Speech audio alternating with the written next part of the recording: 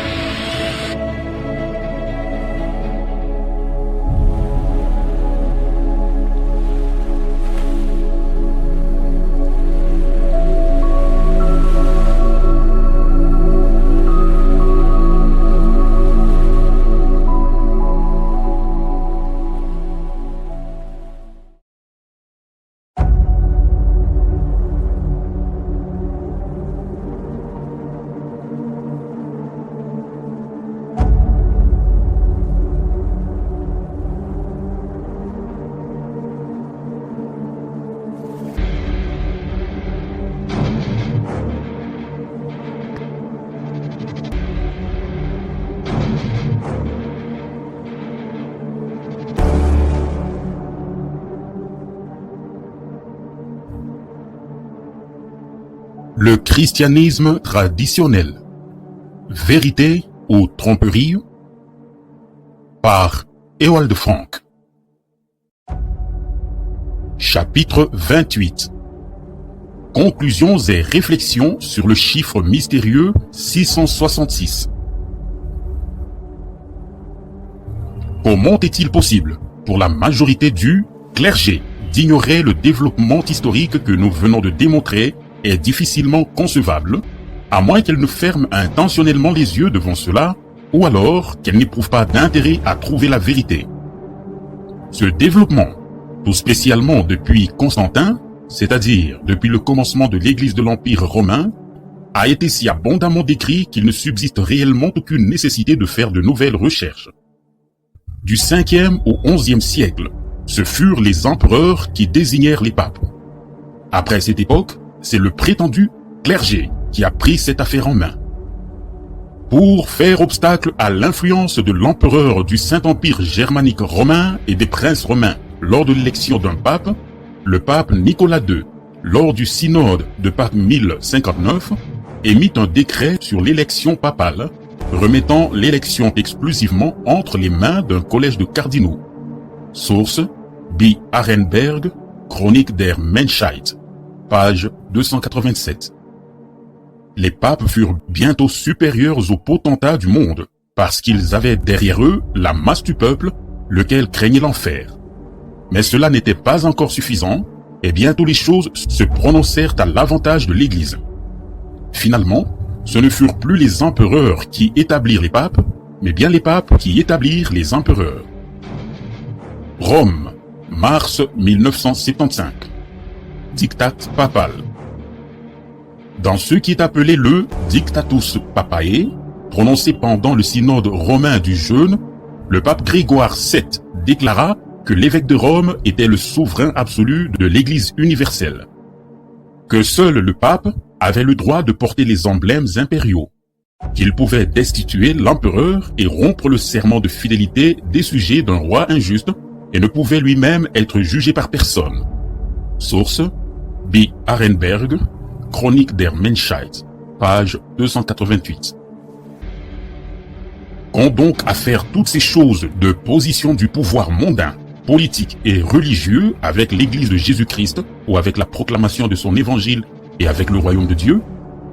Qu'ils aient été revêtus d'un vêtement civil ou clérical, ceux qui régnaient ont tous bâti leur propre royaume. Les papes ont élu pour la haute charge qu'ils ont eux-mêmes inventée. Ensuite, ils sont placés et portés sur le trône portable, sedia gestatoria.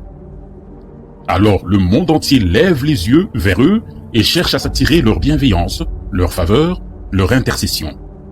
Lorsque nous pouvons constater, et cela par des preuves irréfutables, que dans cette Église universelle, rien, mais absolument rien, n'est en accord avec les Saintes Écritures, doit-on passer cela sous silence devant le public et se rendre ainsi coupable devant Dieu? Les nombreuses personnes qui appartiennent à cette Église universelle ne sont pas à blâmer, et pas davantage l'homme affable qui porte le titre de pape, mais bien l'institution et le système en soi. il est permis de chercher à discerner s'il ne s'agit pas ici réellement de la plus grande tromperie et falsification, peut-être involontairement, de l'histoire de l'humanité. Conformément au déroulement des temps bibliques, nous nous trouvons maintenant devant le plus grand des affrontements spirituels. Dans l'histoire de l'Église, il y eut dans tous les âges des hommes qui se sont attachés à traiter ce thème. En son temps, le docteur Martin Luther a parlé très durement contre la papauté. Sa manière de s'exprimer, quelque peu grossière, n'a plus cause aujourd'hui et à cet égard, nous vous prions de bien vouloir excuser ce qui suit. Par lui, deux mondes se sont affrontés, à savoir le monde protestant et le monde catholique. Ce n'était pas chose facile pour Martin Luther et il était visiblement appelé par Dieu à faire cela. Il a élevé sa voix à la manière des prophètes de l'Ancien Testament. Dans le deuxième édition améliorée de son introduction au livre de Daniel, il écrit « Il est clair que celui qui est dépeint ici, c'est le pape qui, dans toutes ses souillures et sans la moindre honte, braille que toutes les églises et tous les trônes sont soumis à son jugement, mais que lui ne peut être jugé par personne. Et cap solide. Comme le soleil est supérieur à la lune, ainsi le pape est au-dessus des empereurs. Là où se trouve l'autorité supérieure, là est exigée la puissance. Les autres ont le devoir d'obéir. Si le pape séduisait et conduisait un nombre incalculable d'âmes en enfer, personne ne pourrait même dire « Que fais-tu » Ce n'est pas seulement enseigné ici, mais encore mis en œuvre et pratiqué. Car ce n'est pas l'empereur qui est empereur, mais bien le pape à qui il est soumis comme l'est un serviteur et à qui il doit aussi baiser les pieds malgré tous ses droits. C'est ce que Pierre a annoncé, de Pierre 3, le verset 3, disant qu'il arriverait que certains vivraient selon leur propre convoitise et leur volonté. C'est par cela qu'il explique cette parole de Daniel. Entre autres, au verset 36, « Et le roi agira selon son bon plaisir, et s'exaltera, et s'élèvera contre tout Dieu, et prophétisera des choses impies contre le Dieu des dieux, et il prospérera jusqu'à ce que l'indignation soit accomplie. » Voilà l'image que le pape donne de lui-même, alors qu'il se glorifie dans ses souillures, disant qu'il serait au-dessus du salut. C'est l'Écriture qui devrait le confirmer sur son trône et en recommander la valeur. Mais c'est bien davantage lui qui pourchasse ceux qui sont pris sur le fait d'avoir, à un moment donné, parlé contre lui, conformément à ce que dit l'Écriture. Il les a maudits, condamnés, brûlés comme hérétiques et enfants du diable, et il le fait encore journellement. Et les siens crient encore maintenant et continuellement que l'Église, le pape, serait au-dessus de l'Écriture. Cela veut dire ici que Daniel déclare qu'il proférera des choses horribles contre le Dieu de tous les dieux. D'autres tyrans aussi ont persécuté la parole de Dieu. Cependant, ils l'ont fait par incompréhension. Mais celui-ci le fait en toute connaissance de cause, et ces saintes écritures, c'est cette parole de Dieu sur laquelle il veut régner en Seigneur et qu'il condamne comme doctrine du diable, où il veut et quand il veut. C'est pourquoi il se fait appeler un Dieu sur la terre, et même le Dieu de tous les dieux, le Seigneur de tous les seigneurs, le Roi de tous les rois, c'est-à-dire qu'il prétend ne pas être qu'un simple homme, mais bien être mélangé avec Dieu ou être un homme-dieu. De même que Christ lui-même est Dieu et homme, dont il veut être le vicaire au-dessus duquel même il veut s'élever. Saint Paul, dans 2 Thessaloniciens 2, le verset 3 à 4, a aussi pris ce texte de Daniel. Et que l'homme de péché n'ait été révélé, le fils de perdition, qui s'oppose et s'élève contre tout ce qui est appelé Dieu ou un objet de vénération, en sorte que lui-même s'assiera au temple de Dieu, se présentant lui-même comme étant Dieu. En fait, personne ne peut s'élever au-dessus de ce que Dieu est par sa nature et sa majesté, mais bien contre le Dieu qui est invoqué, prêché et honoré, c'est-à-dire contre la parole de Dieu et le culte à Dieu. Car l'homme de péché, le fils de la perdition, n'est pas seul mentionné ici, lequel est lui-même un pécheur et un perdu, privatus, donc personnellement un pécheur, mais aussi publicus, c'est-à-dire qu'il conduit les autres avec lui dans le péché et la perdition. C'est un tel office de péché que le pape a exercé de deux manières. Premièrement, il a instauré beaucoup de nouveaux cultes tels que mentionnés ci-contre dans son Maosim. L'oblate, l'eau bénie, les cultes des saints, les pèlerinages, la fraternité, les couvents, la messe, le jeûne, les célébrations, etc. En outre, il a troublé et profané le véritable service divin en tant que parole de Dieu, la foi, ainsi que les sacrements, etc. D'autre part, il a opprimé les chrétiens par un nombre incalculable de lois, et par cela, il a suscité des péchés où Dieu n'en voit pas, et il a en somme souillé de péché presque toutes les créatures de Dieu, surtout tout et quand il l'a voulu, de telle sorte que manger du beurre, des œufs, du fromage, du lait, de la viande doit être considéré comme des péchés, alors que Dieu nous a donné d'en jouir librement dans la pureté et sans péché. Il a aussi souillé de péché le temps et les jours, car à l'endroit et au jour qu'il a voulu, nous avons dû jeûner et célébrer des fêtes. Et de même, il a établi un temps pour toutes sortes de nourriture. Même au sujet du précieux pain et de ce que nous buvons, il a décrété que nous serions des pécheurs en les prenant. De la même manière, il a aussi souillé de péché les lieux et les ustensiles, car les églises et les lieux consacrés ont été également rendus saints, de telle sorte qu'il est rendu impossible de toucher la pierre ou le bois. Par extraordinaire, on peut le faire aux autels et ustensiles appartenant à l'autel. C'était autrefois quelque chose de terrible qu'un laïc touche à main nue la coupe, la patène et le corporal. Lorsqu'on devait laver ces choses, même aucune sainte nonne n'osait le faire, car c'était avant tout au prêtre à le faire. C'est ainsi que la coupe était frappée d'une quantité de lois et de péchés. Le mariage, lui aussi, librement institué par Dieu, devait être considéré comme un péché lorsqu'il était célébré aux temps interdits. Le lit conjugal également devait être enfermé dans le péché, au gré du prêtre. Et afin de ne rien laisser qui ne soit ravagé, il veut aussi déchirer la troisième hiérarchie de Dieu, c'est-à-dire le mariage, que non seulement il a interdit au clergé, mais qu'il a sans cesse calomnié, déshonoré, méprisé et anéanti, afin qu'il soit présenté comme étant de nature impure, charnelle, impie, de telle manière que Dieu ne puisse être servi à travers ces choses. Et cela sans tenir compte du fait que Dieu a béni le mariage, qu'il appelle son alliance et son plaisir, et de ce que, grâce au pardon des péchés, il a déclaré le lit conjugal pur et honorable et qui ne tiendra pas compte de la fâcheuse convoitise de la chair. De cette manière, un des Christ, doit maudire ce que Dieu bénit, déchirer ce que Dieu unit, couvrir d'opprobre ce que Dieu loue, en somme, ravager et détruire, être au-dessus et contre tout ce que Dieu a fait. Le pape n'ordonne pas une telle interdiction du mariage par amour de la pudeur ou pour l'apparence seulement, mais bien parce qu'il veut être libre et faire sans contrainte ce qu'il désire et n'être ni soumis ni lié à personne. Source M. Luther, Bible 2, Ausgabe, page 836. Ce que Martin Luther a développé là n'est pas nouveau et ne date pas seulement du temps de la Réformation, mais au contraire, cela a toujours été plus ou moins reconnu des véritables connaisseurs de la Bible. Dans la concordance de Pusch de la Bible publiée par Buchner est exprimé ce qui suit. L'interprétation selon laquelle le pape serait l'antichrist, interprétation qui prédominait le plus souvent dans les anciennes églises protestantes et qui même avait été reprise dans la confession de foi de l'Église réformée de France, ne devait pas exclusivement aux seuls protestants d'être tenus en une telle estime, car il existait au IXe siècle déjà, soit bien avant la Réformation, et cela au travers de tous les siècles jusqu'à ce que Luther la reprenne à nouveau. Source O. McMahon and Zeit, Entrückung, Antichrist, page 62.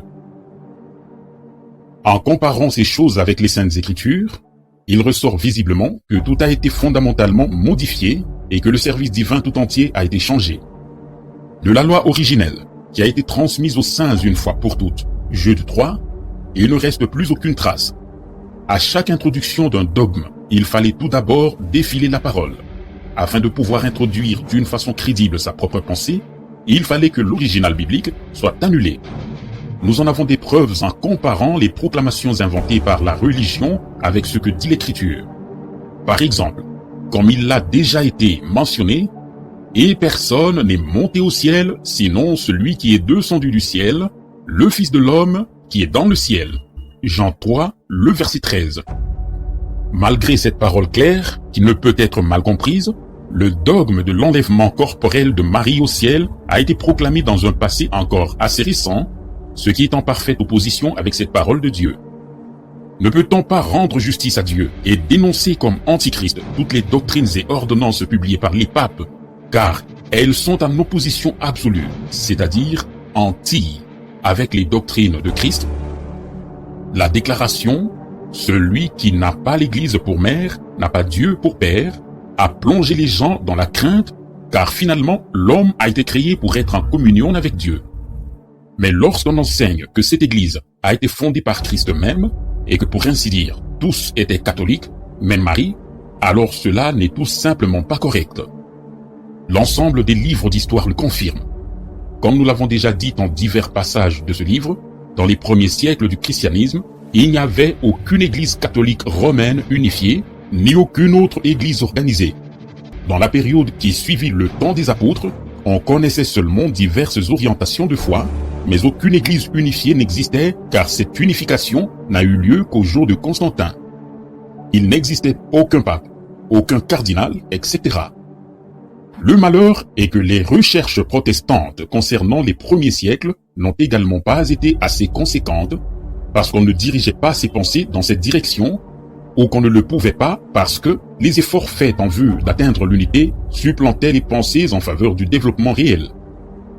Les protestants issus de l'Église catholique romaine sont aussi pour la plupart de l'avis qu'il s'agissait là de l'Église de Jésus-Christ et ils ne se donnent aucunement la peine de chercher à éclairer les premiers siècles de l'Église. À ce sujet, on ne parle que de divergences et d'inconvénients dans le passé. Les papes se présentent souverainement eux-mêmes comme étant des successeurs de Pierre, les évêques comme étant des successeurs des apôtres, mais le sont-ils réellement? Il n'y a jamais eu de trône de Pierre, pas plus à Jérusalem qu'à Rome. Il n'a jamais existé non plus de primat de Pierre. Lors du concile des apôtres, c'est-à-dire lors du rassemblement de l'église à Jérusalem, c'est visiblement Jacques qui en exerçait la présidence, car après que Pierre, Barnabas et Paul eurent parlé, c'est Jacques qui prit la parole et qui, sous la direction du Saint-Esprit, résuma ce qui venait d'être dit conformément à la parole prophétique. Acte 15, dès le verset 13. Au verset 28, il est écrit « Car il a semblé bon au Saint-Esprit et à nous. Dieu a toujours pris celui qu'il voulait, une fois l'un, une autre fois l'autre. Il y eut des situations dans lesquelles Pierre, Paul ou d'autres furent employés par le Seigneur. Mais ce qui n'a jamais existé et qui n'existera jamais, c'est un primate, une préférence, une prééminence. Cette pensée n'est venue que pour soutenir la propre conception des choses, mais elle n'a aucun fondement biblique. Le pape en fonction se fait passer pour le remplaçant de Christ, bien que dans les Écritures saintes, pas une seule fois il ne soit fait allusion d'un tel office. Il déclare être l'évêque universel, ce qui n'existe pas non plus dans le royaume de Dieu.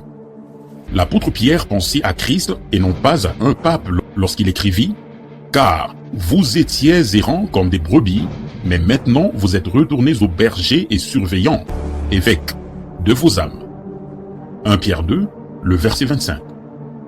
Le pape prétend être le chef de berger, ou bien la tête suprême, le chef. Comment peut-on se représenter cela? Nous savons que Christ, en tant que bon berger, a donné sa vie pour ses brebis, Jean 10, et qu'il a été établi chef suprême de l'Église, Éphésiens 1er, le verset 22. Où donc y a-t-il encore de la place pour une tête suprême? Certainement pas dans l'Église de Jésus-Christ, mais tout au plus dans sa propre Église. Les papes se plaisent à attirer les hommages du monde entier en se faisant appeler Saint-Père.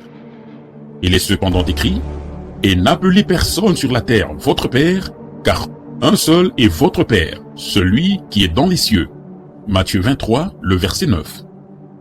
Des millions de personnes blasphèment Dieu en donnant à un homme le nom de Père, alors qu'il n'appartient qu'à Dieu seul. Où donc se trouve le Père Saint? Est-il dans le ciel ou à Rome? Le Père de tout véritable enfant de Dieu se trouve dans le ciel, et c'est son nom qui doit être sanctifié.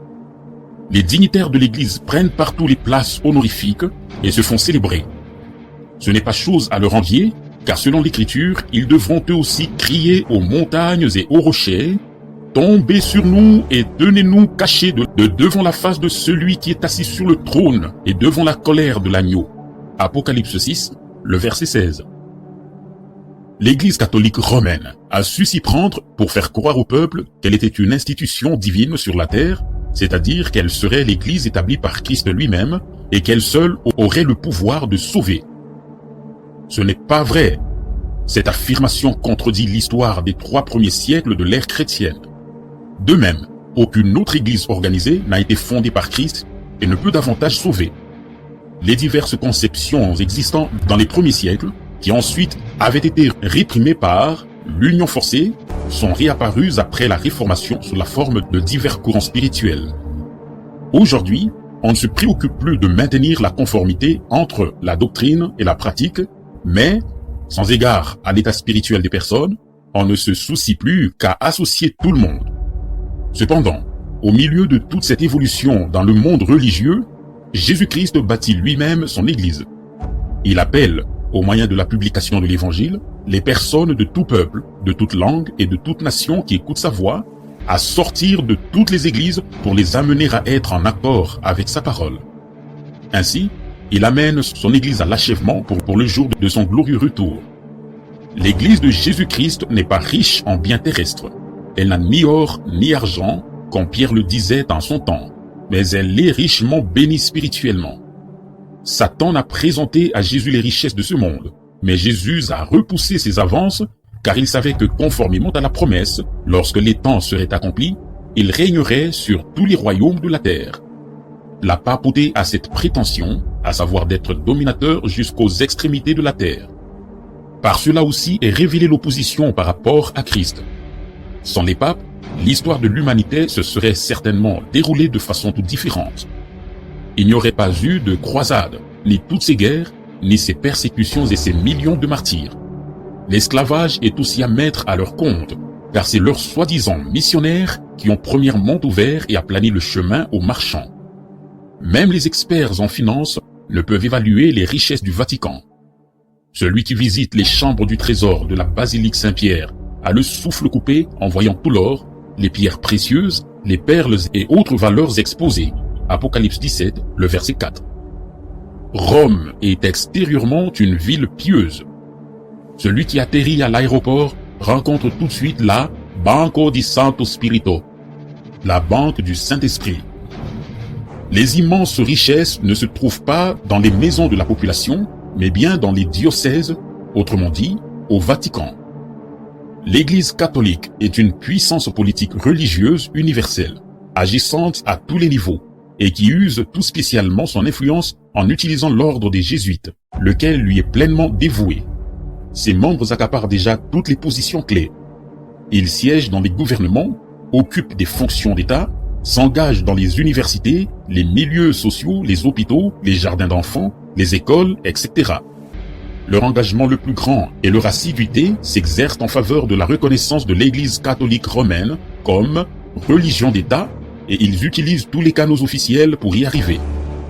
Ils sont les conseillers, les copistes des manuscrits des plus importants politiciens de l'Ouest comme de l'Est. L'Opus Dei s'est infiltré partout, aussi bien auprès des protestants que des communistes. Et, maintenant comme autrefois, ils s'en tiennent à leurs principes. La fin justifie les moyens. Bien que l'Église catholique prétende être la seule à pouvoir procurer le salut, il est déclaré à ses membres, même s'ils ont toute leur vie eu part à tous les sacrements et ont été déclarés bienheureux, qu'après leur mort, ils n'aboutiront tout de même qu'à un prétendu purgatoire. Comment donc cette Église peut-elle sauver, puisqu'elle doit encore faire dire des messes pour ses morts? Et il n'y a aucune trace de cela dans la Bible. À la chapelle du cimetière, on entend dire « Il a plu au Seigneur de reprendre dans sa gloire notre frère ou notre sœur. » Et cette pensée est également émise sur les pierres tombales. « Ici repose en paix » ou « Ici repose en Dieu ». Mais dans les exéchiennes, Il n'a apparemment pas plu au Seigneur de prendre à lui celui qui est décédé, car il doit premièrement passer par le purgatoire. Celui qui réfléchit quelque peu à cela doit bien se rendre compte que quelque chose ne va pas. En son temps, Jésus-Christ demanda: « Le baptême de Jean était-il du ciel ou des hommes ?» Luc 20, le verset 4. Aujourd'hui, il demanderait: « La réformation et tous les réveils qui ont suivi, venaient-ils du ciel ou des hommes ?» Du temps de Jésus, les scribes ne purent répondre à la question. Qu'en est-il des docteurs de la loi de ce temps-ci? Quelle réponse dont-ils? Aucune. Le sang de tous les martyrs qui ont livré leur vie afin qu'aujourd'hui nous puissions lire la Bible et que les vérités qu'elle contient puissent être mises à nouveau sur le chandelier, criera au jour du jugement dernier contre les conducteurs spirituels de cette génération qui poussent maintenant le monde protestant à revenir dans le giron de la mer romaine. Les églises protestantes, comme aussi les églises indépendantes, ont été magistralement envoûtées. Il y a encore quelques années, la soi-disant confession de foi de Nicée s'énonçait ainsi: la Sainte Église universelle et apostolique. Mais aujourd'hui, également chez les protestants, on récite la Sainte Église catholique et apostolique. Quel est l'homme, du point de vue biblique, vers qui le monde entier a les regards tournés, qui, dans le stade de football de Casablanca, parle à 85 000 musulmans et qui distribue à Abidjan ses bénédictions aux féticheurs? Quel est donc celui qui, devant l'ONU à New York, ou au Conseil mondial des églises à Genève, ou devant le Parlement européen à Strasbourg, ou devant les pays scandinaves et presque partout dans le monde, fait son entrée même là où sa venue n'est pas souhaitée? Dans les Saintes Écritures, et cela tout spécialement dans l'Apocalypse, cette fonction et la puissance qui s'y rattachent nous sont décrites d'une façon évidente et infaillible. La désignation de sa personnalité y est exprimée dans la valeur du nombre 666, Apocalypse 13, le verset 17 à 18. Là, il nous est dit clairement, car c'est un nombre d'hommes, et son nombre est 666. C'est ce qui ressort réellement de la valeur numérique du titre en latin qu'il se donne et que personne d'autre sur la terre ne s'est attribué. Vicaire du Fils de Dieu. Vicarius Filii Dei. V5 plus I1 plus C100 plus I1 plus V5 plus I1 plus L50 plus I1 plus I1 plus D500 plus I1 égale 666.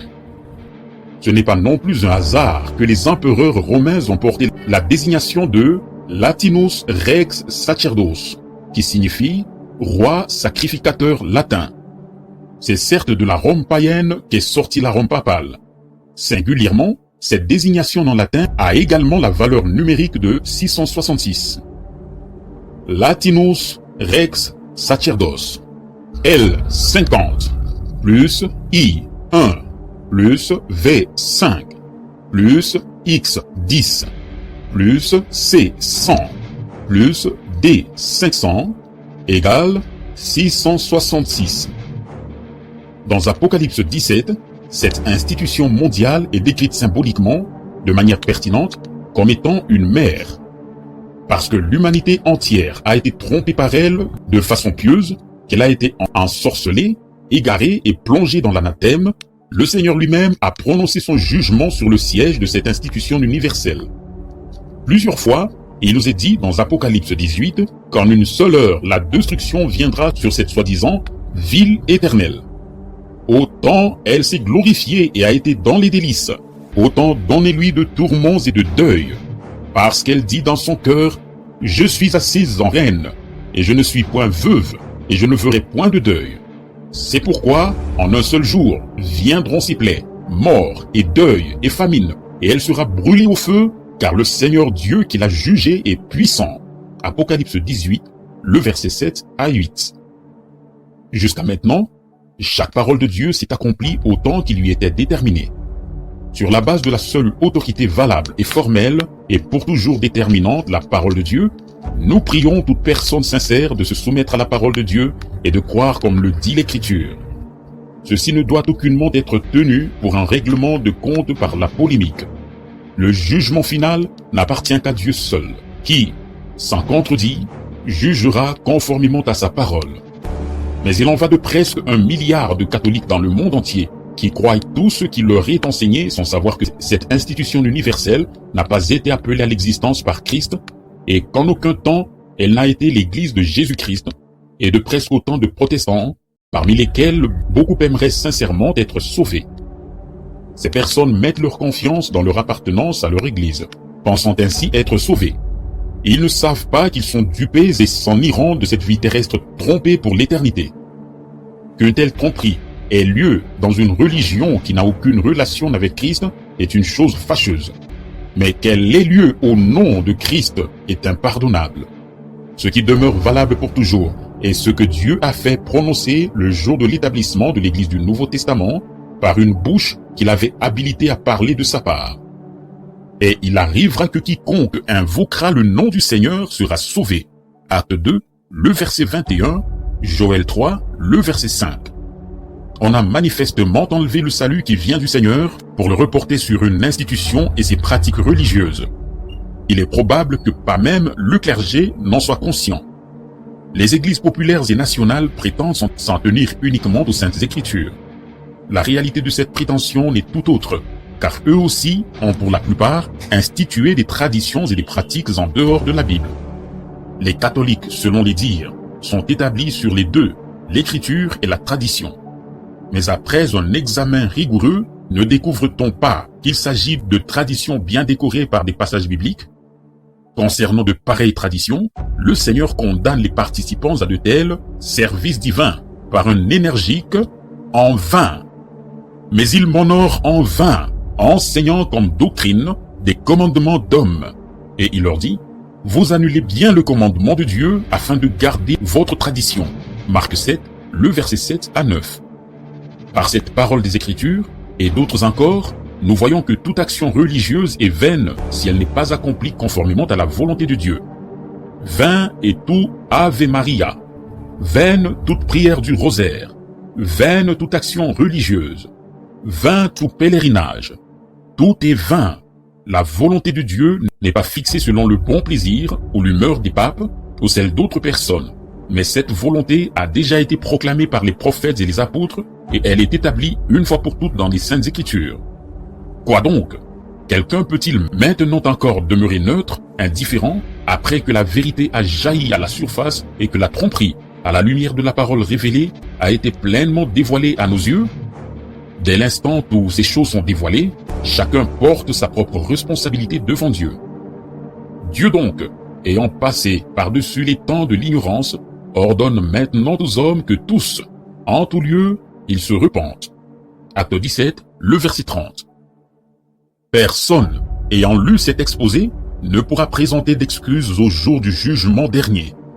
Une vraie adoration de Dieu ne peut venir réellement que d'une personne à laquelle Dieu s'est révélé, à laquelle il a fait connaître sa parole, son nom et sa volonté.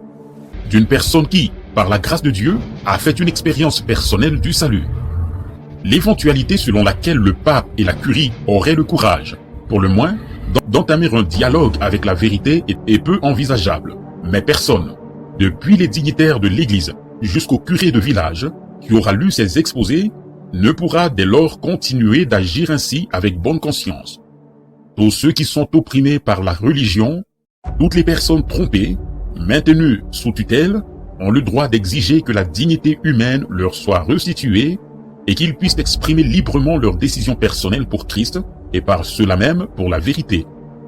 On ne peut pourtant pas demander aux enfants nouveau-nés, qui sont automatiquement baptisés pour faire partie d'une confession, de déclarer s'ils veulent ou non appartenir à cette église. Sans qu'ils le sachent et sans leur accord, ils sont contraints à devenir membres de la dite église. C'est à quoi ressemblent encore, au XXe siècle, les droits et la dignité de l'homme. Ceci est en parfaite opposition avec la liberté de religion et n'est que la poursuite de la christianisation, commencée il y a plus de 1500 ans. Beaucoup d'autres églises, nationales ou populaires, ont adopté les mêmes méthodes non bibliques et sont, par conséquent, tout autant coupables devant Dieu. L'heure est arrivée où chacun doit prendre personnellement sa décision devant Dieu. Le but de notre exposé est d'apporter au lecteur les informations nécessaires. Nul n'a besoin de croire sans autre ce plaidoyer, mais chacun au contraire devrait sonder les Écritures et l'histoire de l'Église afin de se faire sa propre opinion à ce sujet. Ce sont les sages qui parviennent à la vérité au travers de l'erreur. Ceux qui persévèrent dans l'erreur, ce sont eux les fous.